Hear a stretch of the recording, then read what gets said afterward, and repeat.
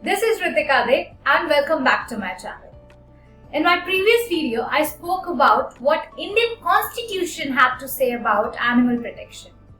And in today's video, we will be talking about what Indian penal codes have to say about animal protection. So let's go through the IPC section that deals with these. Section 47. It defines animal. Animal. It denotes any living creature other than human being. Quite simple. Section 51. It's an oath. It includes a solemn affirmation substituted by law for an oath and any declaration required or authorized by law to be made before a public servant or to be used for the purpose of proof whether in a court of justice or not. Basically, the oath that we take in the court. Section 377. Whoever voluntarily has carnal intercourse against the order of nature with any man, woman, or animal shall be punished with imprisonment for life or with imprisonment of either description for a term which may extend for 10 years and shall also be liable to fine. Okay, so this is basically rape law. This talks about rape. Life imprisonment.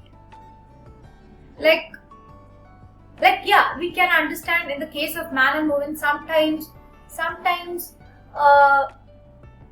false accusations are made. But in case of animals, I think during the pandemic we have seen many such incidents happening with animals. And I'm not sure whether they are serving any kind of life imprisonment. I don't know. I'm not sure. Since obviously I did not see it in my area, it's quite difficult to know. But if you know that it happens and it's true, because it's written, and by my last video you understood that what's written doesn't always mean should be applicable. It's just there. So I just want to know whether it actually has some value or not, or are these just words on paper. Let's go to the next section. Section 378 deals with theft of property, which also includes animals. A person who by any means causes an animal to move is said to move that animal without the consent of the owner. Basically, stealing a dog or a cat or any cattle or pet, any animal from their owner without their consent. Obviously, stealing is not with consent. True. Yeah, pretty much enough. I don't know whether people serve anything for this or not, because it is not written and any punishment is not given with it. चोरी भाई चोरी होता है, चाहे वो आप सामान की करो या जानवर की करो. Section 428. Whoever commits mischief by killing, poisoning, maiming or rendering useless any animals or animal of the value of the 10 rupees or upwards shall be punished with imprisonment of either description for a term which may extend to 2 years, or with fine, or with both. So you kill an animal and you just serve the imprisonment for 2 years. Like you take away a life and you have to be in prison just for 2 years. And some human thinks that they are God and can put prizes on animals.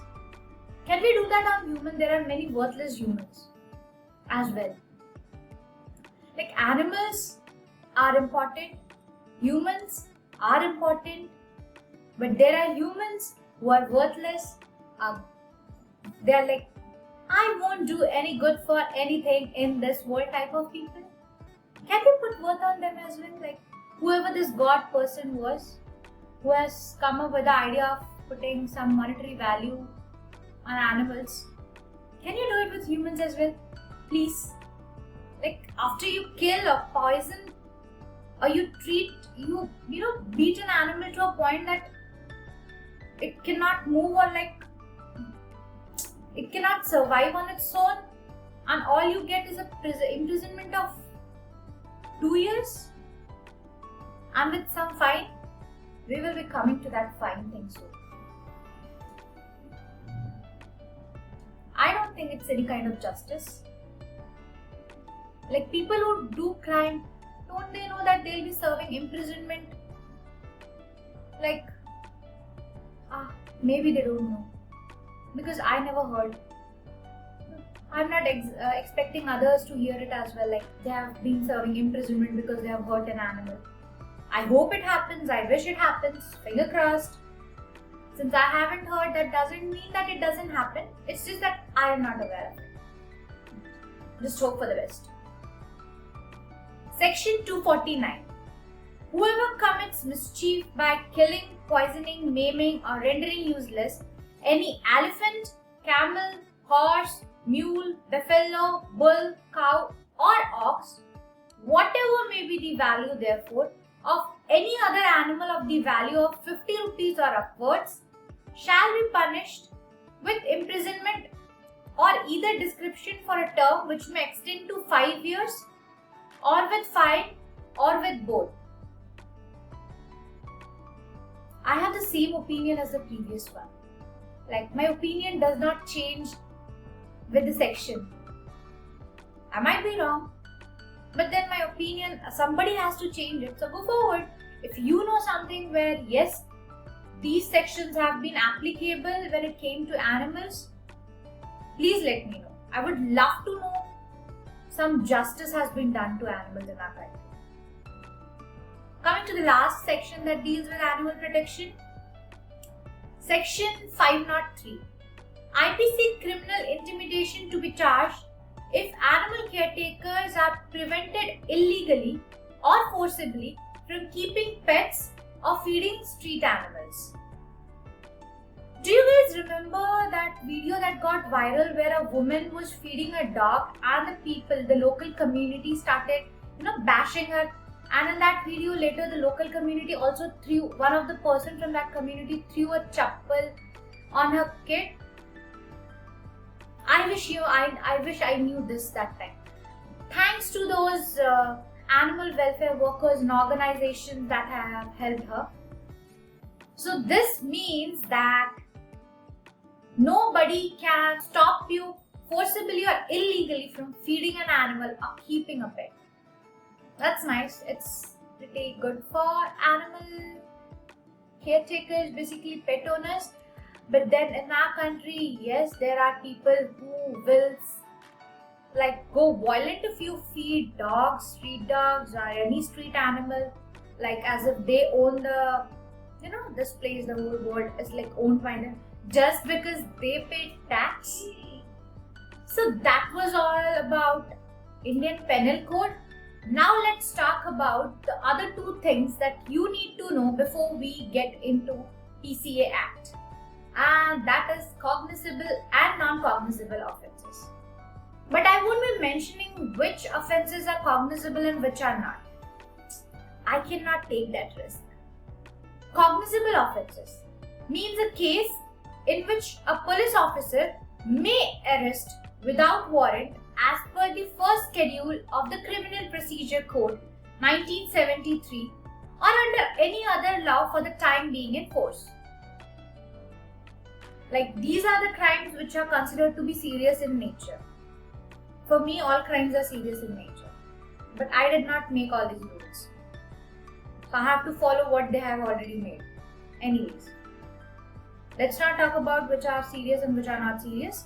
This is what cognizable offense means. Like, the police will arrest you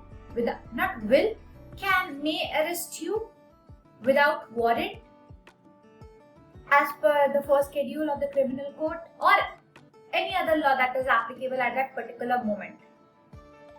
I wish everything was like this. But then making all crimes a cognizable ones, looking at how the procedure goes, like just reading on how this is described, may arrest you without warrant, sometimes can go wrong. It's not always necessary that the accusations made, like the accusations made are necessarily right or true. Sometimes false accusations are also made. Anyways,